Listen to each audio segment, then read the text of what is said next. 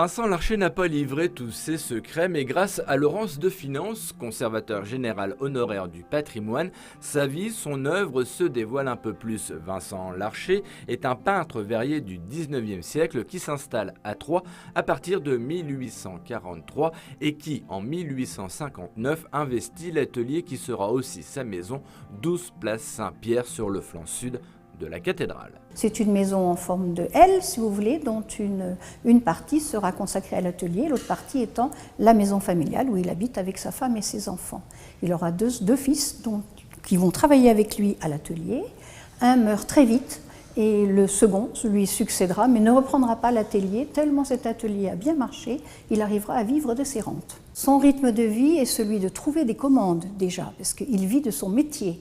Donc il faut qu'il trouve des commandes. Une fois qu'il les a, il va soumettre des projets de vitraux, puisqu'il est peintre verrier, des projets de vitraux assez commanditaires, qui peuvent être des particuliers, qui peuvent être des curés de paroisse, qui peuvent être la fabrique d'une paroisse, qui peuvent être également l'État, et qui peuvent être, pour la cathédrale de Troyes par exemple, surveillés par la commission des monuments historiques, créée en 1832.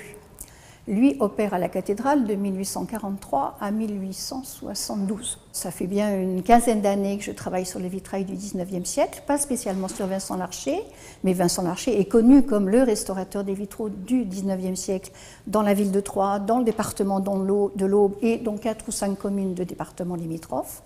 Donc en travaillant sur les autres peintres verriers essentiellement franciliens, c'est-à-dire Paris et les environs, on peut faire des comparaisons sur leur méthode de travail.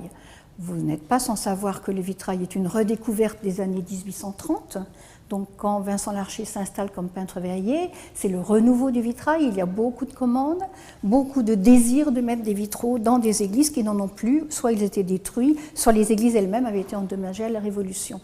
Donc il faut réorganiser les églises, aussi les embellir, les redécorer. Et donc on va faire appel à de nombreux peintres verriers. Des documents, des outils de l'artiste ont été conservés, autant de traces qui mettent en lumière son travail. Parmi ce patrimoine, ce sont peut-être ces cartons qui parlent le plus de sa méthode d'exécution. Un carton est un document à l'échelle de la fenêtre, une sorte d'esquisse du vitrail. Vincent Larcher dessine avant de peindre. Ce qui est fascinant, c'est sa méthode de travail par le dessin, parce que c'est un dessinateur complètement autodidacte, c'est-à-dire qu'il n'a pas suivi de cours de dessin, il dessine par copie, il recopie des dessins et ça va l'influencer dans tout son travail.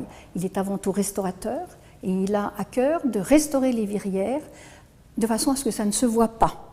Et pour que ça ne se voit pas, il va prendre la manière de peindre du peintre verrier de l'époque, que ce soit du XIIIe siècle ou du XVIe siècle, qui sont les deux grands pics de production de verrières troyennes. Donc il va à la cathédrale pour le XIIIe siècle et dans de nombreuses églises de l'Aube pour le XVIe siècle, recopier des scènes, les adapter, les transformer et les utiliser pour faire des créations de compléments là où ça manque. Pour autant, le peintre verrier ne s'arrête pas là, ses restaurations ne sont pas seulement des copies, il invente une autre façon de travailler le verre, la couleur, une technique encore secrète en partie. En fait, son secret, ça consiste en transformer les verres du 19e siècle, qui sont des verres assez transparents, pour leur donner la translucidité des verres du XIIIe siècle. Et pour cela, il applique une patine qu'il fait cuire, une patine qui est à base d'émail et qu'il appelle la couverte. La couverte, c'est un terme qu'on utilise en porcelaine, par exemple. Et donc cette patine est translucide, elle va cuire, et une fois le verre passé au four, il va pouvoir peindre et trouver la bonne couleur qui correspond aux restaurations qu'il veut faire. C'est assez spectaculaire et c'est un des rares à utiliser cette couverte, mais dont il garde le secret. Il ne le donne pas. Il n'a jamais écrit, il n'a jamais dit exactement comment elle était faite. Il a fallu passer par les analyses actuelles du laboratoire de recherche des monuments historiques pour comprendre comment cette couverte avait pu être mise en place et de quoi elle était constituée.